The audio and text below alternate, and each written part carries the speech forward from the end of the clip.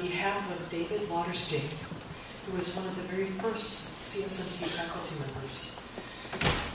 From David Waterstein in Austin, Texas, student of Bob, former roommate and teacher at CSMT 1982 to 1984. I got from Bob King, mostly, the gift of learning massage. But I got two actual gifts from him over the course of our friendship. One was a plaque that said God is love, and the other was a hairbrush. I use them both more often than a hairbrush, actually. I know that the challenges of life test all of our faiths. And I know especially since Kathy's death, Bob's faith was shaken. Bob had an abiding faith in Kathy, in his friends, in his students, and in the profession of massage. He was a loyal friend with a warrior spirit, a barbarian and a seminarian. Bob loved history and he loved sports. He always wanted the good guys to win and counted himself among those good guys, and he was. Life's challenges are our fondest hopes. Sometimes it crushes them. We all have to fight to make our lives better and this world a better place. In honoring his memory, we honor all people who have struggled, succeeded, and struggled again in this miraculous and challenging world. I believe it would be his wish that we not lose our faith in whatever is most important to us and that we keep fighting for it. As far as the hairbrush goes, Kathy's hairbrush was so distinctive she put it on her original business card. Bob had wee, rusty hair that reminded one of some of his dogs. So perhaps the hairbrush too is an expression of an impossible dream that every day might be a good hair day. Evidently, with these two gifts, Bob had concerns for my eternal soul, as well as the quality of my everyday life. My soul is in good order. I have, however, considerably less hair. Thank you, Bob King, for being a great soul and person who will continue to instruct and lead us just because of who you are. David Waterstein.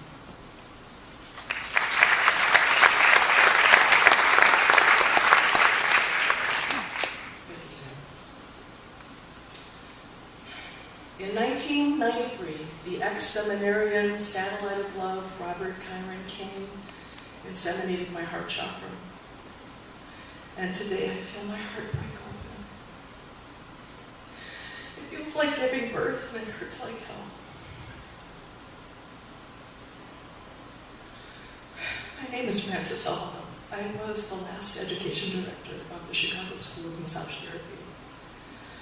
I first met Bob while I was a student at CSMT and was in class 27, and I'm quite certain that I can blame my teaching career, at least at first, on Bob's fear of technology.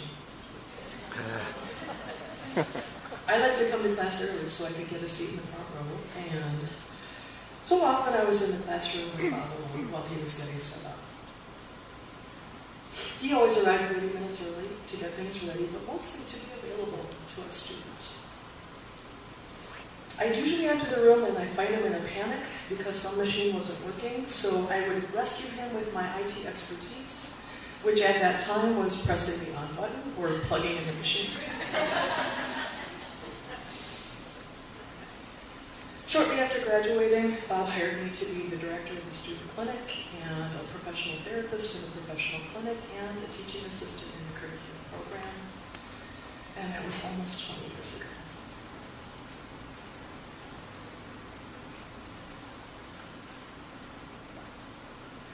I also had the great fortune to work with Robert King seminars and travel internationally teaching with Bob and Kathy, doing fashion release. On the road in Memphis one night, Bob, Kathy, and I were discussing our age differences when Bob and Kathy made the revelation that if they had hooked up when they were 16, I could be their hippie love child. And that was when I got the name Francie Lou. After that, when we would check into hotels, he would say, "My name is King, and I take it seriously. This is my daughter, give her whatever she wants." I was explaining to a new friend who this person was that passed away. They just weren't getting how devastating this loss is. They finally started to understand when I made them this list. He was my teacher.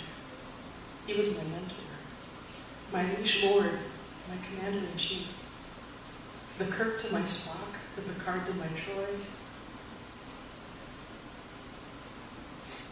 He was my friend, and he was a soulmate. At our faculty meetings, he embraced everyone's input and encouraged bare-face honesty. When we had a hot issue or conflict, he would say, well, let's have an elegant discussion. What's on your mind? Bob often used me as a sounding board because he valued his words my gut wisdom. And then later on, even though he could improvise the most brilliant of lectures, and even though he consistently would over-prepare for his lessons, he would hire me to tutor him. And I'm one of many. He courted and nurtured many of us. He knew how to assemble a team. He knew how to foster collegiality. He walked his ethical talk and used peer supervision to confront his shadow. He often realized we were ready for the next step in our careers before we did. A well-placed suggestion, a book, an introduction, he was the catalyst. He led us and our profession into a golden era of creativity, quality, service, and community. The world is more aware of the value and magic of massage therapy because of him.